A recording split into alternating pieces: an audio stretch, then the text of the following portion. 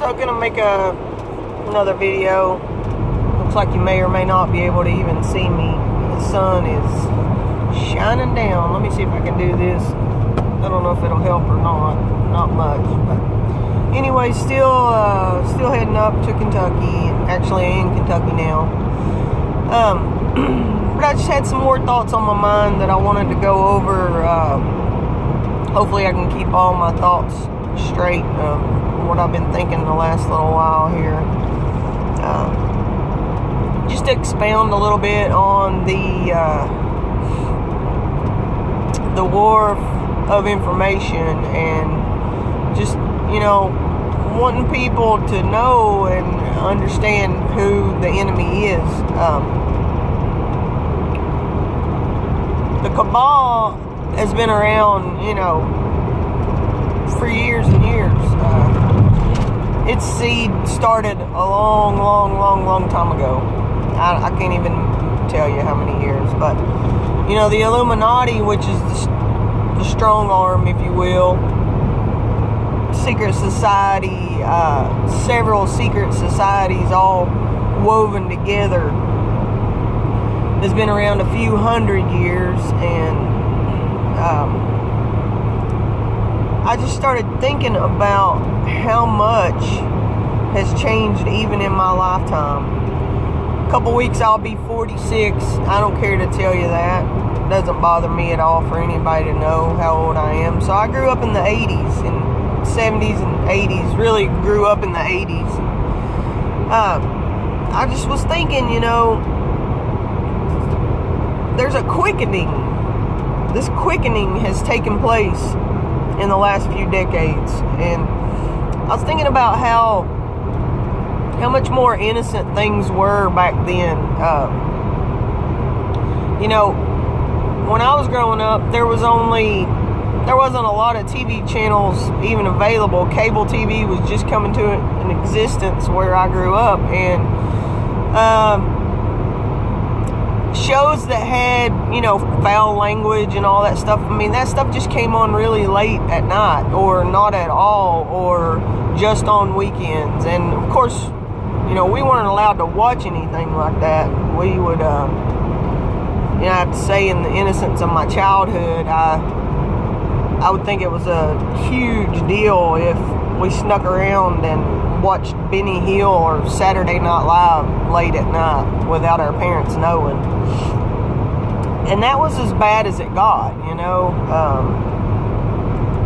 but now it's like this insidious talk and just the foulness, the stench that has become our media, our movie and television industry, music, everything. A little bit more of it was in music, I will have to say. When I was growing up, I got albums taken away from me because my parents found out things that were said in the songs. All this stuff happening before, obviously years and years before I was awake and knew what was really happening.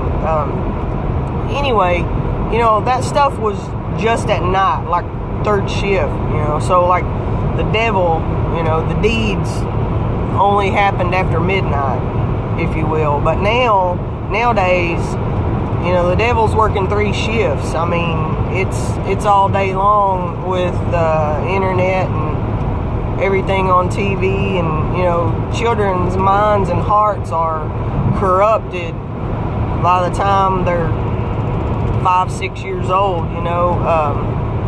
and most of the time, or a lot of the time, it's because the parents don't know what's really happening and what's really being said. A lot of it is so subliminal that if a parent's not awake, then a child's getting programmed, even in the school systems, all this subliminal programming is going on. And so, everyone's thoughts are so easily swayed towards evilness, and like I said in the video before, I mean, I can't say it doesn't matter. Of course it matters to me whether you are awake or not, whether you know what's really going on, whether your children do, whether any of my family, my friends know or not. Of course it matters to me because I want what's best for everyone. But in the other sense of the word, it doesn't matter to them. It doesn't matter to the cabal. It doesn't matter to the New World Order proponents, operatives, because they believe in a higher power that is completely upside down. I mean, it's what my channel info says. The world is upside down. And so, being that knowledge is our only power, that's why the information war is so important. Because we want as many people as possible to know the truth. And like I say, we're in a fight, you know. And if you're a crusader, you're in the good fight. You want to wake as many people up as possible. And so I think that is the goal. That's the only thing that we can achieve, is getting more and more people to understand what's really going on. You know, there's people may have goals of, you know, lock her up, you know, get the Clintons, get Soros, get, you know, all these media moguls, all, you know, the Bushes, you know, get them all, lock them up, throw them away, throw away the key, you know. That may be a want. That's a wish. I mean, that's, you know, that's a huge hope that anyone could have. But in reality, is it going to happen? You know,